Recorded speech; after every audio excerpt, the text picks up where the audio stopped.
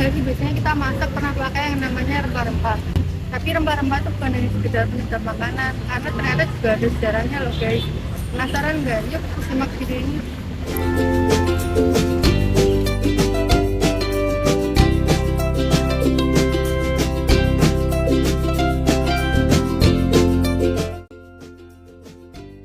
Pada abad ke-13 Masehi, berdirilah dua kerajaan, yaitu Kerajaan Ternate dan Kerajaan Tidore. Nah, kedua kerajaan ini merupakan kerajaan Islam di Indonesia yang terletak di sebelah barat Pulau Halmahera di Maluku Utara. Maluku merupakan penghasil rempah-rempah terbesar di dunia. Oleh karena itu, Maluku disebut sebagai Spice Island, yang berarti pulau rempah-rempah. Indonesia merupakan salah satu negara yang menjadi faktor berkembangnya perdagangan secara global karena menghasilkan rempah-rempah yang berlimpah.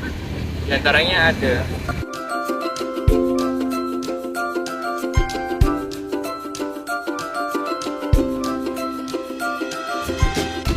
Rempah-rempah diperdagangkan dalam jarak yang jauh, seperti hasil utama Kerajaan Ternate yaitu cengkih dan pala yang membuat arus perdagangan Ternate menjadi lebih berkembang di Nusantara ataupun antar bangsa. Rempah-rempah berhasil melintasi berbagai wilayah maritim dan mencapai benua Asia, Afrika, terutama Eropa. Kalian tahu nggak sih apa alasan bangsa Eropa tertarik dengan rempah-rempah di Indonesia? Apa sih istimewanya? Nah guys, sebenarnya pada masa itu rempah-rempah sangat diperlukan bangsa Eropa. Dikarenakan iklim Eropa yang sangat dingin, rempah-rempah sering dikonsumsi untuk mengeluarkan tubuh dan biasa digunakan untuk pengobatan, penyedap makanan dan juga parfum. Harganya cukup tinggi dan telah membuat makmur rakyat Maluku. Pada abad ke-15, kegiatan perdagangan rempah-rempah di Maluku sangat berkembang, sehingga mendatangkan banyak pedagang dari Jawa, Cina, Melayu, dan Arab untuk membeli rempah-rempah di Maluku. Kedatangan mereka bukan hanya untuk mengambil rempah-rempah loh, namun mereka juga membawa beras, tenunan, gading, perak, dan lain-lainnya, sehingga kerajaan Ternate pun berhasil tumbuh menjadi kerajaan maritim yang besar di Indonesia Timur. Kondisi tersebut juga didukung karena letaknya kerajaan Ternate Tidore yang strategis sehingga banyak disinggahi oleh para pedagang bangsa Eropa. Bangsa Eropa yang pertama kali datang ke Maluku adalah bangsa Portugis yang dipimpin oleh Kapten Antonio de Abreu pada tahun 1512. Mereka bertujuan untuk memonopoli perdagangan rempah-rempah di Maluku, terutama cengkih dan pala.